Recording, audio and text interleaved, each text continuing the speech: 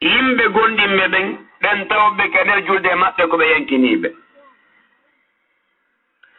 Ndeɗo julde Allah no yewtiti ndeɗo ka Qur'ana ko ɓuri ayaji 80. ɓuri ayaji 80 Allah no yewtiti nde julde ka nder Qur'an. وما أمروا إلا ليعبدوا الله مخلصين له الدين حنفاء ويقيموا الصلاة ويؤتوا الزكاة وذلك دين القيمة. إذا تقال تاتي يروا الله تلقنا مدينة كان سيلين كلا لاوي كلوي وننجلا ونينغول فيونغول نين جولدنين إتن زكاهم totten zakka on jonne zakka on ko ɗum ɗo wiyete dina fiwuka kam. Ndeɗo julde ko ɗe tabintinta neɗɗo ka islam fannima emo e mayre himo ka islam. Haray si o seliide o accitiide o ronki taɓutude e mayre ma o teddike nde few haray kanko islam ɗo andidi few o wonta julɗo ɓawde ñande. Haray ko ndeɗo Allah subhanahu wa ta'ala wari tugal dimmaga ka tugal islam dala lamaki bunya al-islam ala 5 shahadati an la ilaha illa Allah wa anna muhammadar rasulullah wa iqami as-salah wa ita'i az-zakah wa sawmi ramadan wa hajj bayt al-haram lamaki ka dina islam do ko mai ko tugal joyi ɓe kontiɗe ɓaawo ɓe yewtire tiyaqiida on ɓe maaki haray tugal ɗimmal ngal e ɗe Allah subhanahu wa taala falliɗen e hoore ɗe mofte ɗo ko neɗo julde. Ikhwani fillah ukhatibu biha kulla man shahida an la ilaha illa Allah وأن محمد رسول الله وإن كان لي من أمل فهو ألا تقرأ بعينيك ولا تسمع بأذنيك فحسب بل اجعلها حديث القلب إلى القلب حديث الروح للأرواح يسري وتدركه القلوب بلا غناه. siɓe tedduɓe nde julde ɗo ndeɗo no ani no hawni no yurmi hakkude ɗeɗo julɗe hande hiɗe yewta fi nde julde kala neɗɗo seeditiɗo reweteɗo ala e gonga sina Allah subhanahu wa ta'ala o seedi Muhammadu ko nuraɗo Allah kala julɗuɗo wiiɗo julɗi hinen wiya ko nde julde ɗo tabintinema ka islam e ɓaawo mayre a yalti ka islam siɗe tabitinima a siwiya malama. Ikhwani fillah haray في موقف القيامة ذلك الموقف الرهيب ذلك اليوم الذي لا ينفع فيه مال ولا بنون. إن الأمان والنجاة للمصلين في بتدبه يند درا يسوع الله يوم القيامة يلا كتاتا ناي عدت ولي يتتغوفو كوي مأبه لك رجال يهاو بمتيمير يلا تونغل jawdi naɓortaake sakko nafa ɓiɓɓe nafata wona ɓe nguure nde julde ɗo ko nde woni yeɓal ma e jowa ma haa ka aljanna.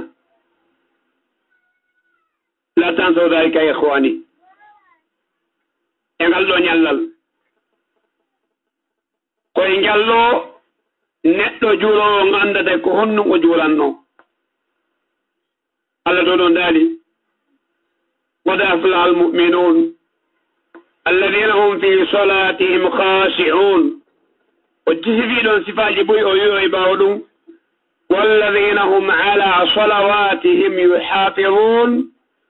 أولئك هم الوارثون الذين يرثون الفردوس هم فيها خالدون وقولا ملاما هم به قندين ببين نونو كمونا قندين دو أيهوده ناوهونك الله سبحانه وتعالى ben tawbe ko julli mabbe be tabiti hibe yiibe e mayre hibe nyinnande hibe yankini Allah hewti sifaaje boy o yoy ben tawbe julde mabbe den hibe ayninde hibe wattanire e mayre o wi ko be woni malabe ben nato e be ka janna burdo towude on nyappiraado danki Allah ki woni hore makko kame buni barade Allah je yurmede ko tonkale woni ko be luttata Allah fuddori julde nden baawo goni nangal o sakkitodi julde nden ibadallah فالصلاة حاجز بين الكفر والإيمان لا يعلم شيء في الشرع يسبب خروج المرء من دائرة الإيمان والإسلام بعد الشهادتين من الصلاة عندك هون قوة نتلو كيفيرو لوتر باو وسيداد سيدة جلندي أشهد أن لا إله إلا الله وأشهد أن محمد رسول الله هاي هون يا وتا يلتinde mo ko islamu nde wotere petta to ngata hay seeda hewtinde do julde needo ko fijini de wu harawati islam يعني ماكي بين الرجل والكفر والشرك الصلاة فمن ترك هذا قد كفر نحقل نقل ونقل ما كيفيرو ونقل ما شركو نديدو جلد كلا أكدو لهرين ومرتيو يلتي إسلام ومع ذلك وندو ديدون دو فو هند كون دفعون دين انن بيدو جلد بانغال دي جلد إننا حالة خطيرة جدا فليت شعري ما هؤلاء الذين لا يصلون وإن كانوا يصلون فلا يثبتون على الصلاة يصلون متى شاءوا وكيف شاءوا ترى كثير من الرجال والنساء يقومون إلى الصلاة فلا يعرفون حكما من أحكام الصلاة لا شروطها ولا أركانها ولا واجباتها ولا سننها ولا مكروهاتها ولا مبتلاتها لكن يقومون كالصورة ويركون ويسجدون ولا يذكرون الله إلا قليلا كأنها صلاة المنافقين سبتدوا به no anini hande kala julɗo ko honno ɓeeɗo julɓe woodira hande e nde julɓe temedere fof a tawa wiiɓe ko julɓe ɓen capanɗe jeenayo ɓen haajaka e julde kono sappo ɓen fayda tabbiti e julde ndaaru yaasi ndaara laawi ɗin ndaara biroji ɗin ndaara marseji ɗin jooɗiɓe ka hoore laawi jooɗiɓe ka cuuɗi jooɗiɓe ka nder marseji no laɓɓa adna jooɗiɓe ka biroji jogiiɓe otoji e motoji no ka hoore goudron sollijo Allah on noddinowo Allah on noddanayɗo Allah on wiyayi hayya ala solah hayya ala falah tawa laawi ɗin no heewi no ɗi heewirno pilasiji ɗin no jokki golle muɗum e rewɓe wonɓe ga cuuɗe no jokki golle mum ɓiɓɓe julɓe no wonti ɓe haajaka e julde e hoore ɗum kadi yoga e juulooɓe tawa buyna toon juulooɓe ɓe senndinira hay huunde e ñaawooje julde nden sartiji julde ɗi condition ji julde nden si tawi ɗe ƴettete ko Allah ɗe jaɓete taa ɓe anndaaɗi waɗɗiɗi ɗin ka julde ma faridaaje ɗin farilaaji en tawa ɓe anndaaɗi waɗɗiɗi ɗin e sunnaaji ɗin e yiɗaaɗi ɗin tawa ɓe anndaaɗi añaaɗi ɗin e bonneɗi julde ɗen tawa ɓe anndaaɗi ɓe jannganaaɗi yeru ko ɓe woni waɗde kon ɓe yii no waɗee ɓe waɗira no ɓe yiiri noon hannde ɓuri heewde worɓe julɓe e rewɓe julɓe ko noon wayi ko ɗum waɗi a yehi julde nden ɗum no nde wonaa juulireede noon yiya hawjere ko jommum hawji kon e mbaadi no woni juulirde noon tawa hii ɗum ɗo koko tawa wonaa ko janngana koko yiya no waɗee wonaa ko janngana ɗum ɗon tawa ko hulɓinii no tawa e ko hawni hannde siɓɓe tedduɓe no tawa e ko yurmi nde julɓe waata ni yiyata haa tawa julɓen ko nii wayi diine maɓɓe kan ko nii fewnori julɗe heɓanooma nde weltindaama tawi juulooɓen no fanɗi haa ɓurti julɗe Allah ɗen ɗe wona e hakkude hoɗo wono ko capital ɗo tawa si fuu yaltino juulugol worɓe ɓen fuu yehi ka juulirde woɗɗe heƴetanoke nder e yaasi kono tawa lesel amru kadalika fiyaki on naano wayi wallahi tawa no yurmi haa no hawni haray ko honto wonɗen enen geɗe ayejje Qur'an e maakuuji nelaaɗo meɗen Muhammadu sallallahu alaihi wasallam ɓaawo ɗi rerdinde en fiiyo en jokku julde male ɗen heɓen aljanna ɗe ayeji jokkutuɗe ɗon kadi ɗe kambi ɗe kambani ɓeeɗo ɓe juulata ɗe holli kon woni battane maɓɓe haa yiya woɓɓe no maaya e hoore laawol ma maaya ka labtaane ma ɓe maaya ka cuuɗi tawa battere maɓɓe ɗen ko hawrude timmoore maɓɓe ɗen ko ɓe lutti ko hari ɓe alaa e juulude so a ndaari a tawa hay juulooɓe goo si hewtaniiɓe nokku goo ka ɓuri faadude ɗon ka ɓuri yurmude ɗon ka ɓe ɓaɗi laakara ɗon a tawa ene wonde kono yimɓe maɓɓe wesindoto fii julde maɓɓe ɗen ɓe hilno fii muuseendi maɓɓe ni kala mo ko ɓe wii si a wondii e nawnuɗo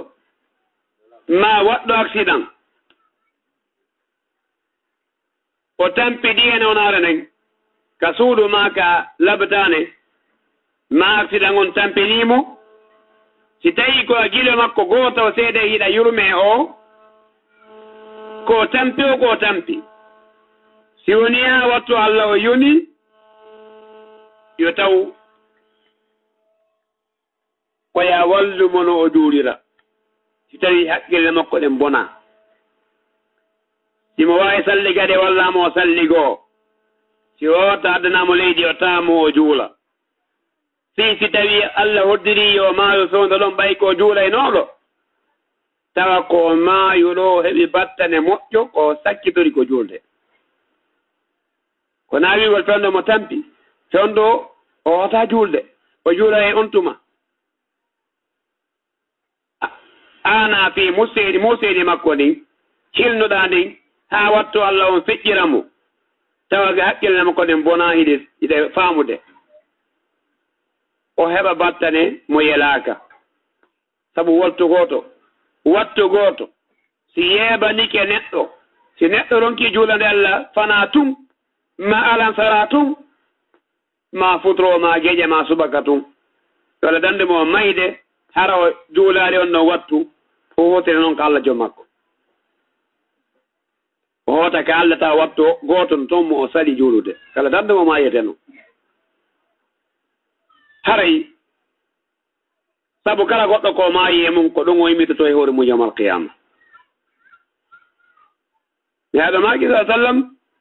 يبعث كل عبد على ما مات عليه neɗɗo kala ko immintinte yawmal qiyama koye hoore ko luttuno e mum kon ko maayi e mum kon halay ko honno wiyeten noon hannde hiɗen mooɓi ñaamooɓe hiɗen ɓeyni ɓeynguure hiɗen mari ɗikkoy ko duuɓi yeɗɗitoo ko yamireede julde goroy koye bemmu yooɓoo ɗum ka juulirde jiwoy ko neen mon dana ɗum takko muɗum ɓe juulida gila ka duuɓi jeɗɗi haa ka sappo gila ka sappo feƴƴi ko han haɓe piyeede haa ɓe helli fee si ɓe helli fama ɓe sali ke julgol ko ɓe heeferaaɓe naa ɓe julɓe ɓe yalti islam ɓeeɗo fof ko ñaama e ɓe yara ko waalotooɓe ko holtooɓe e nde wonde taa ɗum ɗo fof mbiɗa etaade ɗa jippirde ɗum ko a maccuɗo ɗum ɗon kono a anndinaari ɓe ñaawoore julde ɓe anndinaari ɓe ñaawoore diina fus a juula e acca e ɓeeɗo haray a woni neɗɗo gooto e ɓurɓe bonde ka Allah subhanahu wa ta'ala nde wonno ko diina Allah kan yeɓuɗa ka galle maɗa ikhwan fillah haray siɓɓe tedduɓe ko ɗum waɗi ndeɗo julde ndeɗo fijirtaake nde hanaka fiyede few ka tawɗo fijiri ndeɗo haray o yeeɓi diine makko kam kala jongalle tawɗo ndeɗo julde ko ndeɗo o ronkani ɓeyngure makko nayi yoɓe tabuto e mayre ɗikkun kon duuɓi jeɗɗi ko juulali wo ko an baba nangirte fimo yawmal qiyama jiwge gorum ɗo e o helli seede kala mo juulali an baba on enene on kono nangoyte yawmal qiyama gila ko helli fa sa heddike duuɓi joyi duuɓi jeeɗiɗi duuɓi jeetati ina duumi ekkutude o julde ƴaka jeɗɗi haa ka sappo joyi gila ɗo so saliki juulude Allah woɗɗindini on ko kanko nangoyte ɓay o juuliɗi a duuɓi ekkitima o haawi duuɓi sappojo goɗɗo ekkita duuɓi jetti goɗɗo ekkitade julde haray o waawi o woowi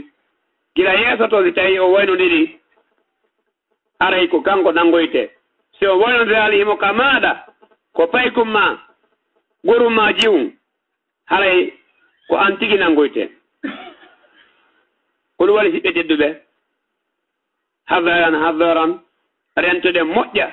ga e yeɓugo ndeɗo julde isma'u wa'u faman lam yusalli fa innahu min ahli nnar fala yadkhulu aljannata abada al-abadin لأن من ترك الصلاة فقد كفر ومن كفر فلا نصيب له فلا حظ له في الإسلام كما قال عمر بن الخطاب رضي الله عنه وأرضاه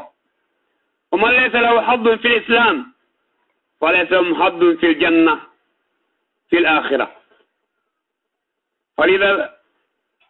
انظروا استمعوا إلى ذلك الحوار الذي يكون بين الجنة وأهل النار قال الله تعالى كل نفس بما كسبت رهينة إلا أصحاب اليمين في جنات يتساءلون عن المجرمين ما سلككم في سقر قالوا لم نكن من المصلين ولم نكن نطعم المسكين وكنا نخوض مع الخائضين وكنا نكذب بيوم الدين حتى أتانا اليقين النتيجة هل هؤلاء الذين لا يصلون ما نتيجتهم النتيجة فما تنفعهم شفاعة الشافعين بل الذي يصلي مؤخرا الصلاة فهو من أهل النار يقول تعالى فويل للمصلين الذين هم عن صلاتهم ساهون أين رجالنا أين نساؤنا أين شبابنا أين بناتنا أين المسلمون اليوم فإن كثيرا منهم يتهاونون بالصلاة وإن كانوا يصلونها يؤخرونها عن أوقاتها والأكثرية فهذا حالهم وذلك دندنتهم لا يبالون بأوامر الله تعالى وأوامر رسوله صلى الله عليه وسلم. الأكثرية لا يصلون إلا إن وصلوا إلى سن الشيخوخة. إخواني في الله فلنتقي الله تعالى ونخاف من كل الحذر. سيبت تدوبة والله يا الله لمن قلنا يرمي عند مؤيا نجول لنكاكو هو وينون عندنا يرميها هو ينطر يا فانتاكي يوم القيامة فيو واتشانتاكي فيو nde o yeɓata julde nden ɗo o accita julde siko keefeero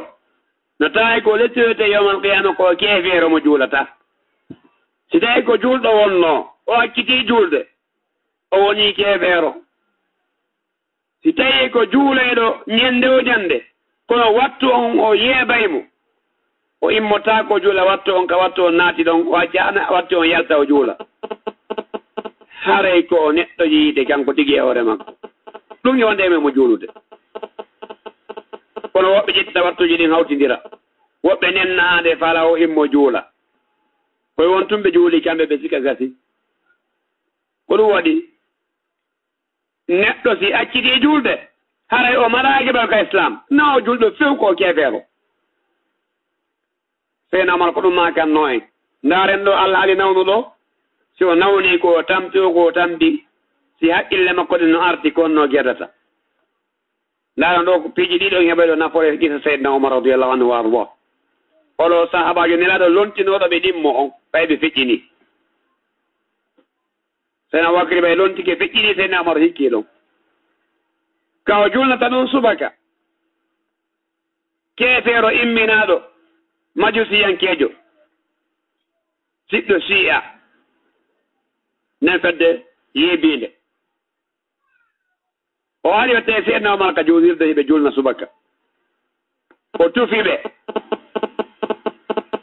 ɓay o tufiɓe ko tufiri ɓe ko jeeyi seekiriidu ndun taƴoyte tekkiɗi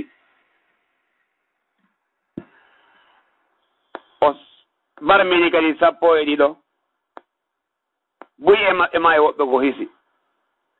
seydna oumar faɗɗa ɗon ɓay o faɗɗama ɗon o ƴetta wona ɓaka suudu makko ɓay woni ha o ɗiwtoyi ƴiƴandan no yaltira e makko no faalira si o yarnama ndiyan ɗan yaɗan rewa ɗon direct ɗan yaltida e ƴiƴan ɗon si o yarnama ɓira kala ko addake hunduko yaha yaltoya kadi yaltira ka barme ɗon kañum tete kiɗi yaltita ɓay o ɗiwti tawi haqqille ɗen arti o ma yaari taw ɗon e ɗon o wi adde ndiyam mi salligo mi juula ɓe wi e seydna oumar a wawa julde hiɗa wayni o wi naam geɓal alana neɗɗo ka diina neɗɗo wonta julɗo ka islam si tawi o acci julde nden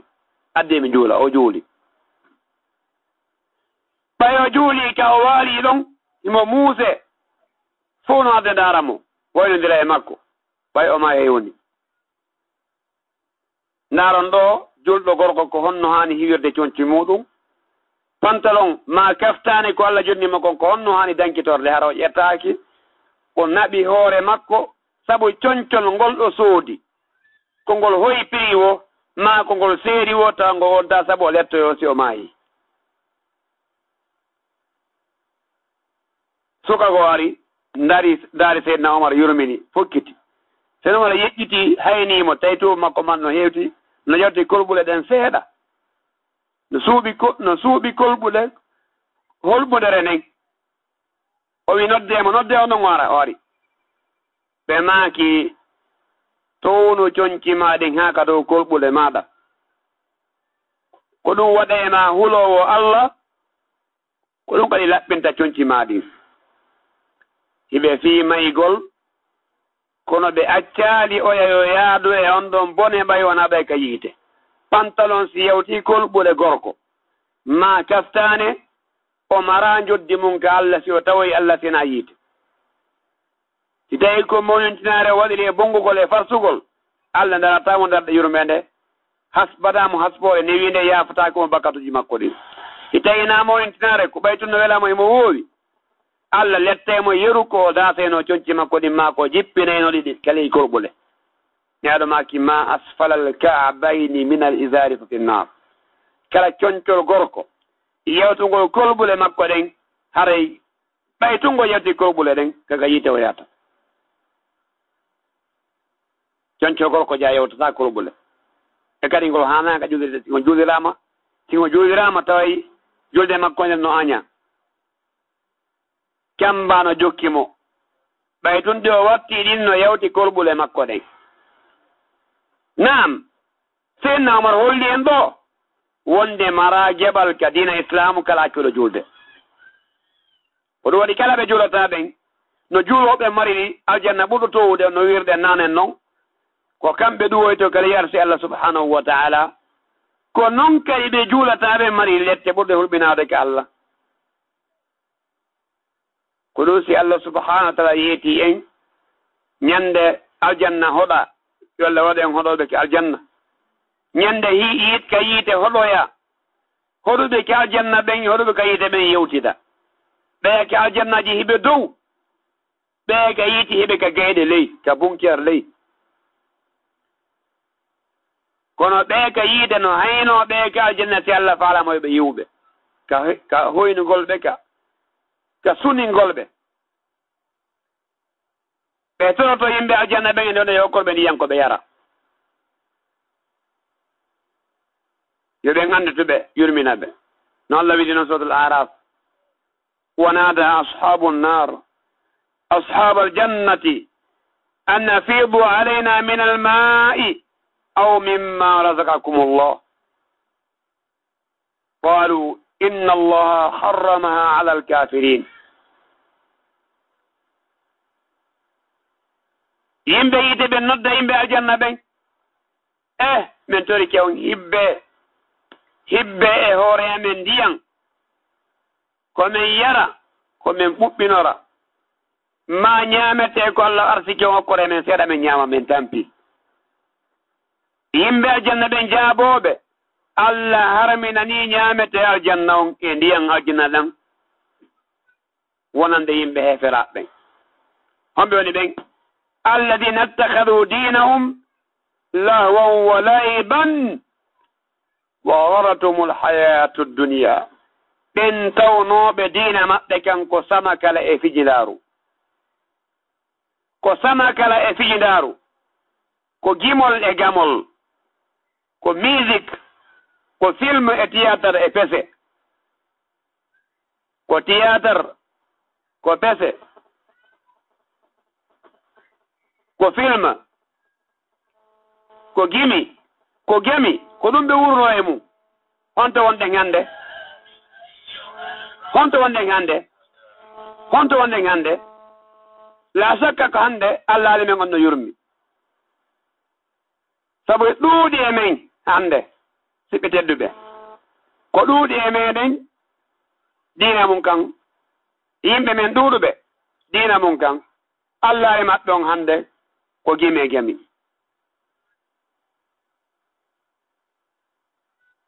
e gami ɓuri ko diina mum kan hande habbaran ya ikhwani naam si tawi ko noon wayi aye julɗo mo yata juulugol ka juulirde kono o yaayi ka cinéma o yaayi ka vidéo club tawi koye buy ko ɗon boniri halkori o yaayi ka PlayStation o yaayi ka amete ton jiwɓe julɓe sukaaɓe julɓe hande ko njelo woni haɓɓitaade haa yoora daasalinke mum worɓe ɓen rewɓe ñoro haa buse ɗen yalta ka otowal ko musique ka téléphone ko musique ka suudu ko pese e théâtre e film endu e ko nandi e mum e filmuji haamudi jokkuɗi ɗum ka laawol si iwi ɗon ka fortete ton ko ka yimete amen ɓeeɗo noon ko julɓe ɓi julɓe kadi ha jaka e julde julata juuli wo e sumaye ɓeena ɗuuɗi hande sa jawi otora watti ɗon aya qur'an ma bowaaju fayda passage en fof monoto sa watti musique fof welto sa wi dare juulen leero yoni sofejo yo daro passage en fof monoto e soferon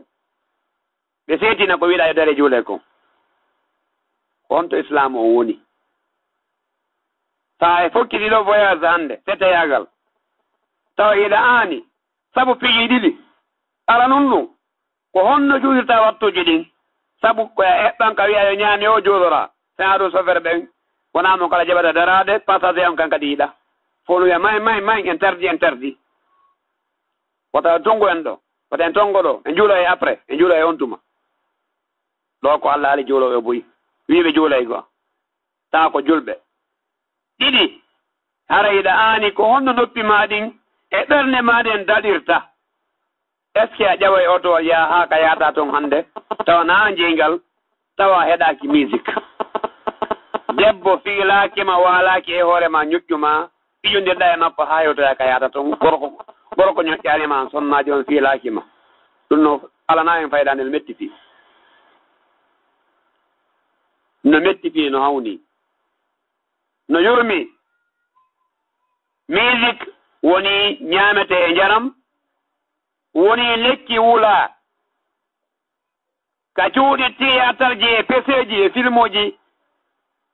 leƴƴi e filmuji heferaɓe wiiɓe Allah ala wiiɓe ko rewata ko bolle kañumma e nayi e canɗi e kala sanamuji endu ta film endu no watta no adda e suudu goɗɗo himo ndaara ɗon ɓingol makko nden no ndaara ɗon janga ɗon kala no amirte kala no yiwirte ɗiɗo ko ɗi ko honno gonum naatirta e ɓernde goɗɗo julde welatamo yimɓe aljanna ɓen no yewtida e yimɓe yiite ɓen siɓɓe tedduɓe yimɓe aljanna ɓen no dow hiɓe heyno yimɓe yiite ɓen ɓe wiya kono yimɓe yiite ma salakakum fi sakor ko honno naadi on e nge yiite kono ukki on e nge yimɓe yiite ɓen kono attoto jaabade ko honɗum woni bonnere maɓɓe arandere nden wallahi ko nde julde ɗo qalu lam naku min almusallin min tawano kay juuloɓe ɓen min juulatano ɗum woni go ko naadino kay yiyete ko honɗum wiyete ngande ɓe yimɓe men ɗiɗo leƴƴi wiide ko leƴƴi islam pullo e sooso e maninka e leƴƴi buynaga leydi ɗo leydi ndi wi ko 90 woni julɓe e kala temedere ɓe wona julɓe ɓen ɓuura jowo ko honno juulirɗe ronkata saffaji ko hebbina juulirɗe nden tawa 90 wonɓe takko juulirɗe nden fof ko julɓe ko woni wona julɓe ko gila ɗiɗo ma tatto ma nayi ma jowo juulirɗe nden Allah yamira yo noddine ne aɗo wiya yo noddine sallijo on noddina wiya arayka julde arayka malu tawa juuloɓe arɓe ɗon ɓen wonɓe heɗade musique ka place ji muɗum ka boutique e muɗum ka kioso e muɗum ka laawol ka cuuɗi fof no jokki no heddito musique no dara toon film no dara toon balance no jouede no dara toon ko faala sagataɓe no jokki ko faala laawi no heewi marché no heewi tawa nootiɓe juuɗo konko koɓe seeɗa kono noon so tawi de goɗɗo ko keefeero hay so acci julde den tori Allah ballal haray ko hondoni ñaawore julde wonande neɗɗanke on ko honto neɗɗo on yaltoyta hakkunde makko e julde nde karamo koɓe islamu ɓe wi ka Allahu subhanahu wa ta'ala wi ɗon fa in taabu wa aqamu as-salata wa atawu az-zakata fa ikhwanukum fi ddin eka nelaɗo Allah o maaki ɗon bayna ar-rajuli wash-shirki wal-kufri as-salah faman tarakaha faqad kafar ɓe wi oɗo aya qur'an e oɗo maako nelaɗo sallallahu alaihi wasallam holli wondema neɗɗo so accide julde woni kefere o yalti islam few hay so juula eno hari so juulata haray ko kefero Allah wi si tawi ɓe tuubi ga e shirk ɓe ñenni julde ɗen ɓe yetti zakka on haray ko siɓɓe mon ka diina si tawi ɓe waɗal ɗiɗo haray na siɓɓe mon ka diina ka zakka kayon no mari yaltirgal o yiɗala salo ittude jatteɗa e hoore forcé amma ka julde e ka tawhid ka finde sa fijiriɗi a yalti islam neɗɗo kadi maki woni hakkude neɗɗo on e keferaku ngun ko sakkimo fiwota wonu kefeero o wona shirkowo ko julde nden kala akkitude julde nden haray woni kefeero kelamo goɓɓe wi si neɗɗo juulata hara o yalti islamu few konngol yardi ɗin fof ko jikki ko ɗum ɗo ko liɓi ko fooli ko wonde kala mo juulata si tawi o woni helli faaɗo siko gorko gila ka watti hoyɗitade ma o yi leeɓi ka ley nookima ko amay ñalkima kali nawde siko sonnayo gila ka o yi lewru makko ndun watti leeɓi ley gama o hoyɗiti gila ka o heɓi ɗumi sappojo nari dow ton gila ɗo si o salike julde o salike juulugol haray woni kefero na o julde few tawi ko ɓi julɗo kanko ko kefeero e tawi harina o julɗo haray ha joni ko kefeero e tawi o juulayno acciti julde gorko on ma jiwo on haray jila ɗo haqqiji islamu ɗin o ittama e makko ka gurdan ɗo si gorko juulaynoɗo acciti julde himo jommuno sonnajo juulayɗo haray sonnajon harmanimo few sellataka ɓe ɓaɗodira goo ɗiɗi si o maayi sonnajo ronatamo ko noon kadi kanko kadi ronata sonnajo maayi tati cergal ala hakkunde maɓɓe wigol ɓe sertu edda waɗe ko sonnajo no jaɓiteɗe juuɗe makko o hootaka mawɓe siko gorko on kadi woni julɗo on sonnajo woni kefeero ko gorko on no yaltinde sonnajo on o yaa few ha ñande o julɗi o si tawi ɗum ko kefeero mo juulata kaɓangal adna ɗo so tawi julɗo goɗɗo e maɓɓe maayi si tawi ko kefeero on maayi mo juulata on maayi haray mo acci juulowo on ronatamo haysi ko ɓiɗɗo makko ronatamo jawdi ni kanko mayɗo on ɓay tun o juulatano sellataka o juule fure makko juulatake kanko mayɗo on ɓay o juulatano sellataka o duwane wiyatake Allah yaafomo Allah hilnomo Allah yurmen mo ɓay tun o juulatano o haanaka surrede ka ɓeɗo julɓen sino woduno ka woodi ton koyo naɓe geyga jase ka ɓurure o liɓe ton o wombite o arte jama o arta o duwantake fuso o waɗantake ɓay tun o acciti julde kanko islam ɓe wondiri few joni noon ko honno wayi ɓeeɗo ɓiɓɓe julɓe ɓe juulata ko honno wayi ɓeeɗo tawɓe no bañi jokkude ɗo otowal ƴewa ɗo gila konakirɗo haa ka fulowaji tawa juulali wattuji ɗi fof nde wonde accident hawra e woɓɓe e ɗum ɓe ma e ka laawol ɗon tawa ɓe juulali wattu hay gooto tawa ko ɓe sakkitori kadna ɗo ko heɗagol gimi e gami e ndarogol ko faala ekkude ko gorko e debbo no bakkodiri wattuji Allah ɗin ɗiɓe hawri ka laawol ɗin ɓe juulali hay gooto ɓe maayi ka laawol ɗon bi'sal khatima boni battane worɓe boy ko ni wayi rewɓe ko ni wayi haɗay ko ɗum waɗi siɓɓe tedduɓe ko ɓurɗen handude e janngugol ka diine men ɗo ko ka fof ilen hani ka janngude kono ko ɓurɗen handude e fuɗɗorgol tan ko janngugol tawhid aqida jannga finde sellude nden aqidatu ahli sunnati wal jamaa anda sunna anda finde e sunna anda shirku e bida imanu me on heɗoɗa ha o sella immum ɗum ko ɓurɗen handude e janngugol ko julde ande ñaawore julde de gila kane fuɗɗi ha kande haadi sabu buy janga ɗum so ndaari no juule o yi juuloɓɓe o tawi buy janga julde buy anda fe julde lagdani ko ɗum wona en awwalu ma yajibu ala almukallafi tashihu imanihi thumma ma'rifatu ma yuslihu bihi fardu aynihi ka ahkami salah wa tahara wa siyam haka walidu ko adi waɗɗade e neɗɗo hellifaaɗo on mo heɓi duuɓi 15 ma hoylitike ma yi lewru mum ɗum ko yato ha finde makko nden sella imanu makko on sella o jaɓa tugalele jeego ka iman o fiɓa kala ko hana fiɓede ɗiɗi o janga ko moƴƴinantanmo farillaji fayiɗimo ɗi wona ñawoje julde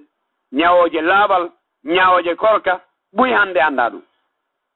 hande ne foti rewɓe e worɓe ɓe wawata juulude no selliri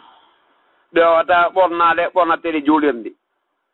ɓe anda ko waɗɗi ɓe anda fayda ko haani kono ɓe wakkili woɓɓe ko juulay ɓayi tawi julde kono jangata few ala ko haaniɗen jangude hittinen faamen ɓuri julde si taw julɓe no anduno ko julde ko wawon to hitti ka Allah hanno no wonno goɗɗo goo ko ɓe welsintotono kono na julɓe ɓe welsintoto hanno sa yi julɓe no jiiri ni fi gorka si suuma yaari fof naatitay ka islamu no sikkiri noon horanto fof hanno yimɓe ɓe no teddini julde ɓuri gorka sabu julde no teddi ɓuri gorka ka Allah subhanahu wa ta'ala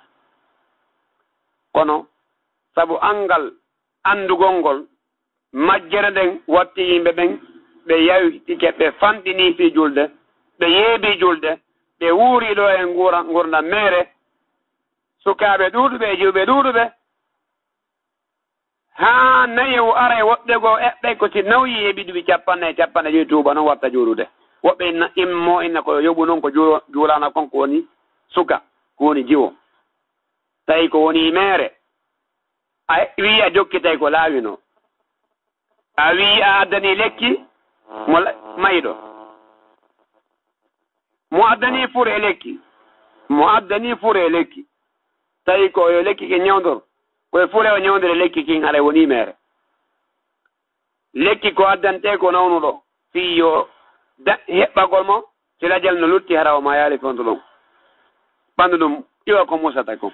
kono si woni ha wonkiki yalti a wi ko ɓawa wonkiki yaltude ko on tawi jonnata naw o fure on lekki fi yo immo araya tampi a perdi mo juurali ha wat e duuɓi woni ha o hewti nokku ko tawi joni adna on faalaka mo kamete toon ɓe yiɗamo yiide toon ka sinimaji ɓe yiɗa yiidemo toon ko ɓiɓɓe makko ɓe joni si yaray toon kanko kamɓe faalaka mo si hewti ɗo haray on neɗɗo ɗon joni ala ko o yeƴƴito ko woni ɓaawo yo ndaar ko woni yeeso ko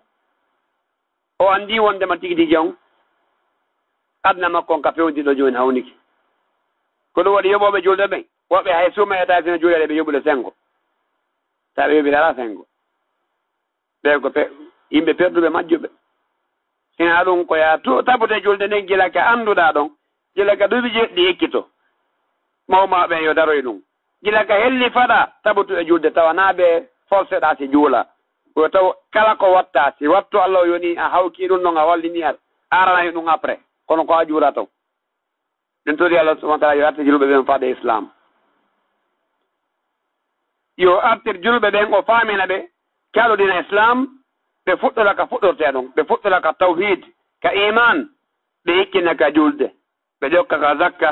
ɓe yara noon haa ɓe jokka ko islamu lanndi kon fuu ɓe annda ko moƴƴi kon ɓe annda ɓe rento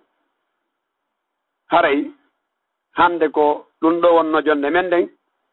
ko rewli ngo en yo en jogito nde ɗo julde no de haa jogorede noon hulɓina en rentina en jaa e wonugol ɗo tawa nde julde nde laawi en si ɓe tedduɓe neɗɗo mo juurata on ka laakara no tawa e jaɓe ɗe o faɗata ka laakara aljanna o heɓata few yiide ko hoɗo makko pooma ko wondata ka yiide ka laakara ko kanko e Firawun e Haman